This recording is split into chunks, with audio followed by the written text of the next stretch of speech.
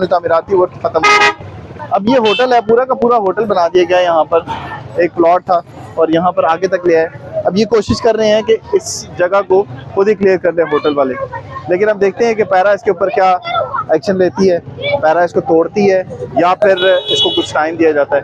यहाँ पर ये रिक्शा खड़ा कर दिया गया है कि पैरा की जो ऑपरेशन के दौरान जो मशीनरी होगी उससे रोकने के लिए कुछ थोड़ी बहुत कोशिश की जाती है। जैसे आपने पहले देखा होगा कि पिछली जो दीवारें तोड़ी थी वो रिफ्रेशमेंट सेंटर की, उसके पास जो है वो लोडर खड़ा कर दिया गया था। यहाँ से देखें,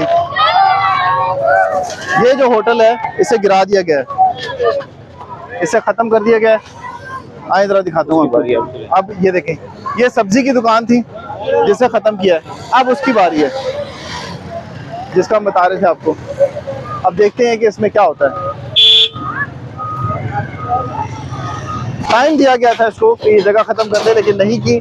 उसके बाद ऑपरेशन हो रहा है अब और इस जगह को क्लियर किया जा रहा है। पूरा का पूरा होटल बना हुआ था ये, और